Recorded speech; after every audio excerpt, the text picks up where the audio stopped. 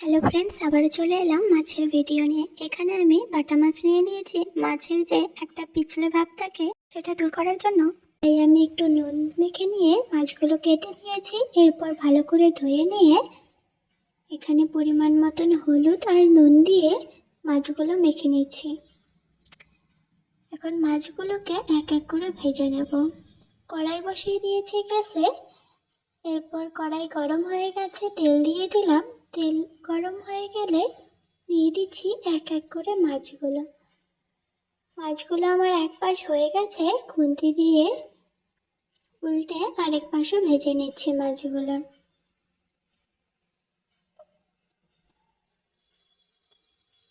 মাছগুলো পুরোপুরি দুই পাশে ভাজা হয়ে গেছে। এখন একটা থালায় নামিয়ে নিচ্ছি। এদিকে দুটো আলু, একটি বেগুন আর কিছুটা কচু নিয়ে নিয়েছি। এরপর এগুলিকে ভালো করে কেটে নিয়েছি। এখন যেই কড়াইয়ে মাছগুলো ভাজলাম সেই কড়াইয়ে আবারও মাছের ঝোল রান্না করার জন্য পরিমাণ মতন তেল দিয়ে দিলাম। ফোড়নে দিলাম সাদা জিরে, দিয়ে কেটে রাখা আলুগুলো আগে দিয়ে হালকা একটু ভেজে নিচ্ছি। ভেজে নেওয়া হয়ে গেছে হালকা। এখন দিয়ে দিচ্ছি কচু আর বেগুনগুলো, দিয়ে হালকা একটু খুন্তি দিয়ে নেড়ে এখানে দিয়ে দিচ্ছি 1 চামচ আদা বাটা।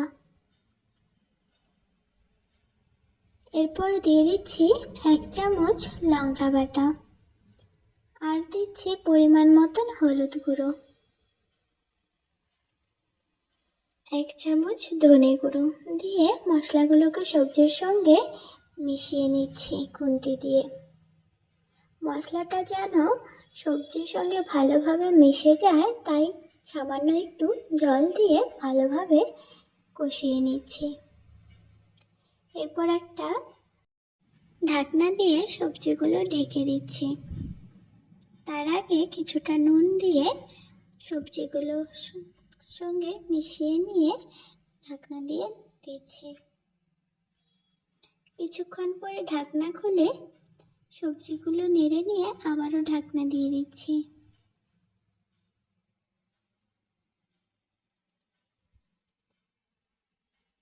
এভাবে সবজিগুলোকে 6-7 মিনিট ভালোভাবে কষিয়ে নেব।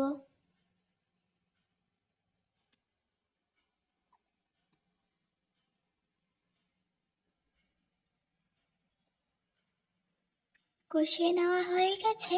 এখন দিয়ে দিচ্ছি ঝোলের জন্য জল। জলটাকে আবারও 6-7 মিনিট ফুটিয়ে নেব।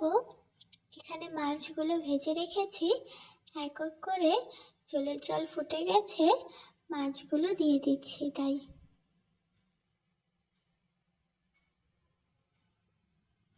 মাছগুলো দিয়ে 2 মিনিট ফুটিয়ে নিয়ে উপর দিয়ে 1 চামচ ভাজা জিরে দিয়ে দিব, দিয়ে নামিয়ে নেব মাছগুলোকে। তৈরি আমার বাটা মাছের রেসিপি আলু, কচু, বেগুন দিয়ে। রেসিপিটি ভালো লাগলে অবশ্যই কমেন্টে জানাবেন। আর আমার সম্পূর্ণ ভিডিওটি দেখার জন্য সকলকে অনেক অনেক ধন্যবাদ।